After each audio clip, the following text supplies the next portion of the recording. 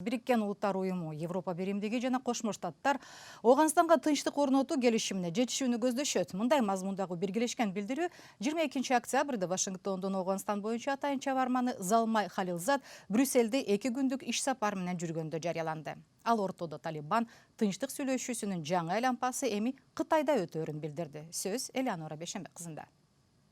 Батыш өлкөлөрүнүн жана Бириккен Улуттар Уюму менен Европа Биримдигинин биргелешкен кайрылуусунда ар тараптуу жана туруктуу тынчтык келишимин түзүү үчүн Ооган өкмөтү, Талибан кыймылы, саясий лидерлер жана жарандык уюмдардын жетекчилери менен кызматташуу ниети жазылган. Ооганстан Аль-Каида өңдүү эл аралык террорчул топтор байырлаган өлкөгө айланбашы керектиги жана андай топтор менен карым-катнаш аларды колдоо тыптыйпыл токтошу керектиги белгиленген.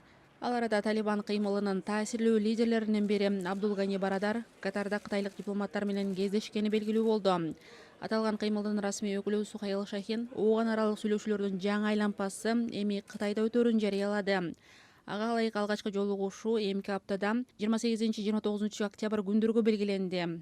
Буга чейин АКШнын Ооганстан боюнча атайын чабарманы Залмай Халилзад Талибан кыймылы менен Ооган согушун токтотуу, тынчтык келишимин түзүү боюнча Дохада дээрлик 1 жылдай сүйлөшүү өткөргөн жана иш оңунан чечилип калды деп да кабарланган. Бирок өткөн айда Кошмо Штаттардын президенти Дональд Трамп бул сүйлөшүүлөрдү биротоло бир тараптуу токтотуп койгон. Ага талиптердин чабуулунан америкалык жоокер ажал тапканы себеп болгон.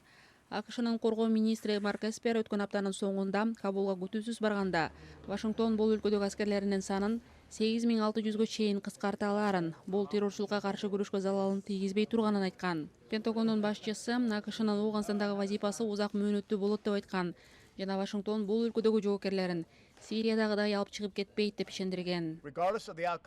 Шайлоонун жыйынтыгы кандай болбосун, биздин коопсуздук жаатындагы Ооганстан менен кызматташуубуз күчтүү ойдон калат. Биздин Ооганстандагы миссиябыз өзгөргөн жок. Биз Ооган улуттук коопсуздук күчтөрүн колдоп, террорчулукка каршы операцияларыбызды улантабыз. Кошмо Штаттары мурдагыдай эле Оогандардын бейпил, туруктуу жана өсүп өнүккөн өлкө курушуна көмөктөшө берет.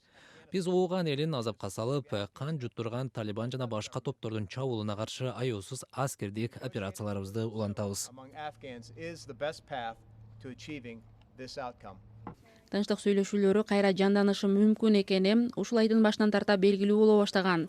Анда Залмай Халилзад Талибандын таасирлүү лидери Абдулгани Барадар Молдо менен Пакистанда жолуккан. Бирок Кошмо Штаттардын чабарманы Исламабадка атайын талиптер менен жолукканы барганын жокко чыгарган.